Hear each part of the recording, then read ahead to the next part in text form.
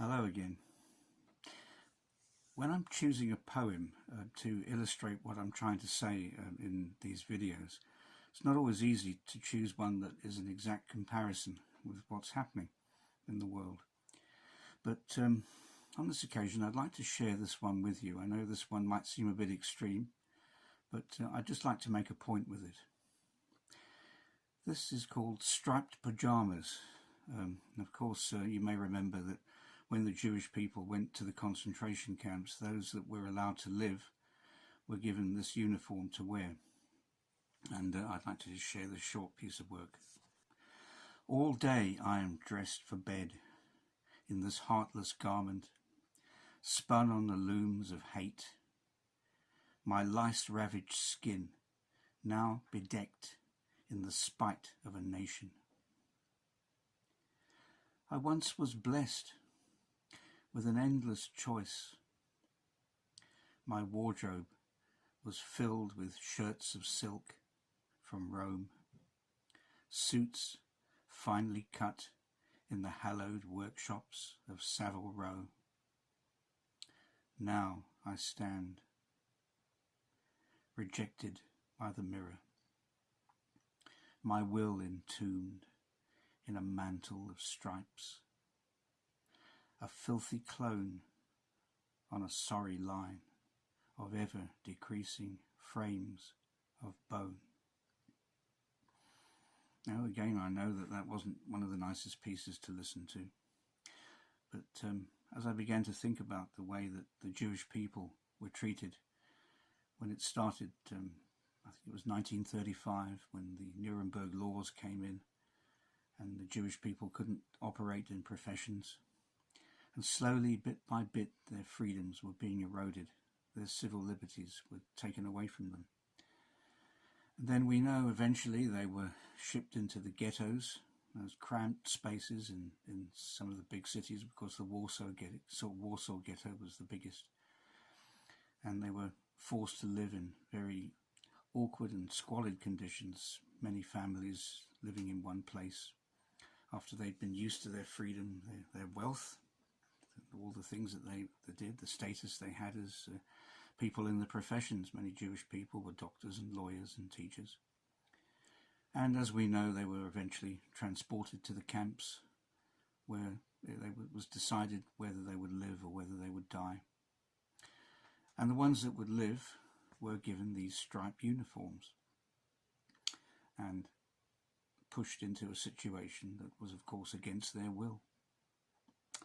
Well, I know it's, you may say, a ridiculous comparison, but we in the UK and around the world now are being forced into a situation where we've got to start obeying laws that we're not used to. Laws that restrict our movement, that take us away from the life that we used to know, where we could have fun together and sit with one another and just shake hands with one another, pat one another on the back. And now that is becoming a no-no. And as we know, on the 24th of July, on Friday coming up, we've now all got to wear masks as we go into shops. Well, I don't know about you, but I don't feel great about that. In fact, I feel very angry. Our freedoms are slowly being eroded on the back of something that, with regard to the virus, is actually starting to retreat. It's as though we're tooling up, putting on suits of armour, when the enemy's back is actually turned to us and run away. Yes, yes, there are many stories going around at the moment, especially coming out of China, that there's something worse going on. I believe in Kazakhstan they've now detected some sort of a pneumonia that people are catching. Then there was another story about the bubonic plague. But as we know, not everything coming out of China is believable.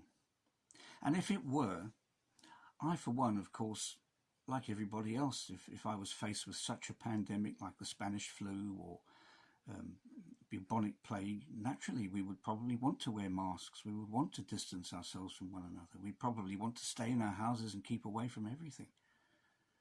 But this is being sold to us, and it's being sold to us not even a very subtle way anymore. It's in plain sight. Buzzwords are being used.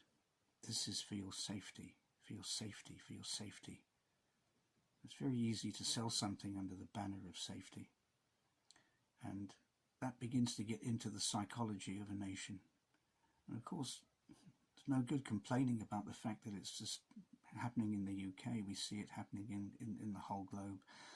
As you may have seen one of my previous videos where I spoke about Lockstep and the way that this pandemic seemed to have been, if not planned, it seemed to have been known that it possibly might happen, and a scenario of contingencies were written in the document that came out by the Rockefeller Foundation. And it was exactly what we're seeing: shutting down of businesses, closing down of schools, everything just coming to a dead stop, the crashing of the economy. As we see, the government can't print enough money to keep the economy going. We're just we're looking down the barrel of a gun of disaster as things are going. More and more redundancies, more and more layoffs. And yet, the strange thing is, ask yourself, the deaths are going down and down and down. Well, I can remember Boris Johnson making that comment about letterboxes when he was referring to the burqa. Okay, some people may say that was a little harsh. Then again, you kind of had the impression that he was a man that understood what it was for human beings to be free to wear what they want to wear, at least. But with this, we're now going to be going into shops, muzzled up, unable to recognise almost one another. Yet we have to do it in order to live. I myself won't be shopping very much. I'm so grateful in effect at the moment that we can go online to shop. So I shall be keeping away from shops, pubs and restaurants as much as possible. I don't believe that giving out my personal details is going to benefit me in any way or benefit anybody else. We're seeing lots of things happening with the testing. I don't want to go into detail about that, but there are many discrepancies with it, many false positives, which I'd rather leave for the medical people to discuss. But as many know, I used to be a volunteer with my local hospital, and I left that job because I felt that I couldn't put that mask on when it became mandatory a month ago. I was there during the whole peak of that virus. I was prepared to put myself at risk going into that hospital, and it didn't matter to me. I was trusting God that he would look after me, and I wasn't asked to wear any mask. But now, as I've said before, now the thing seems to be in retreat. Now we're being asked to do all these draconian things. So I decided to leave.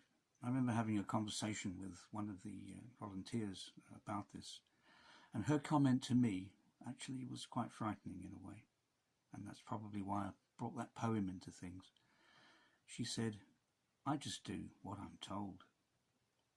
Well, so did the concentration camp guards. They also did what they were told.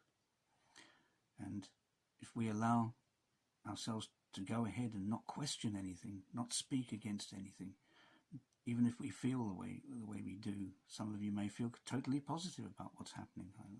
I cannot step on your toes if you feel that way.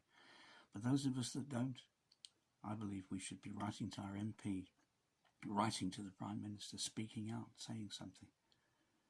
So, yes, there are medical pros and cons for the mask, medical pros and cons for lockdowns and all the rest of it.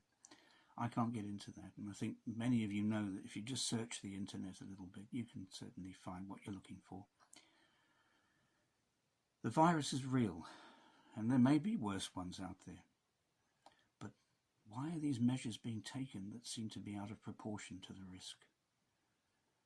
The only answer that I seem to find is that Satan is behind it. The command and control of human beings.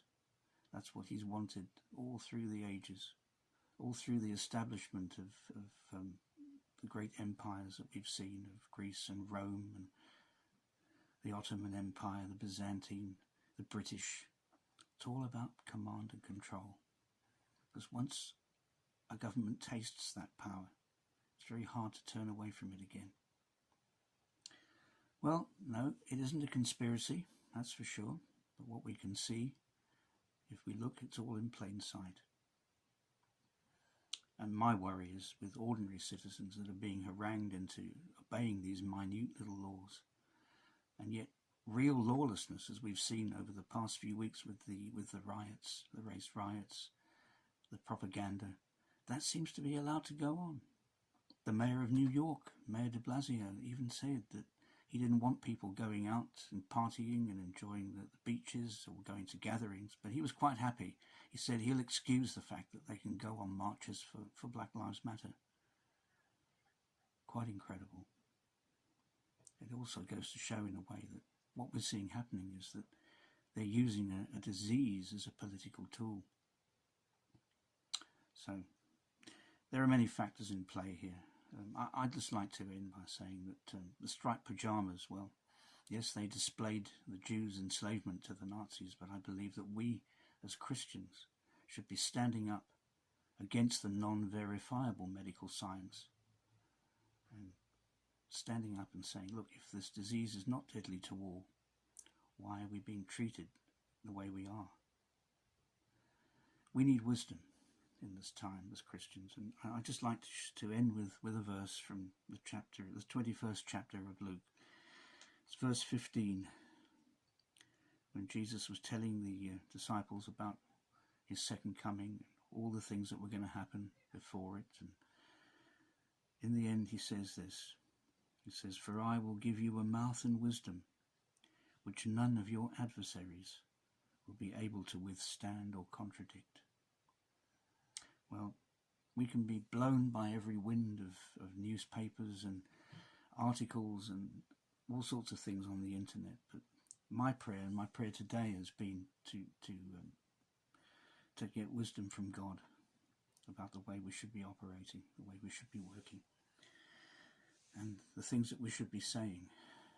And, well, we all have to take an individual stand according to the way we think. But it has to be, in the end, it has to be God's stand. It has to be what he wants for us. So we all have to find our own conscience in this.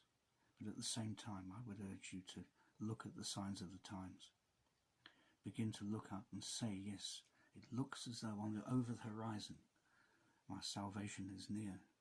Jesus' soon return is maybe sooner than we even think.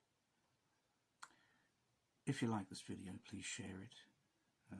Please subscribe if you also enjoy it. And not everybody likes poetry, but maybe I can convert a few to some. And I look forward to seeing you again. Bye for now.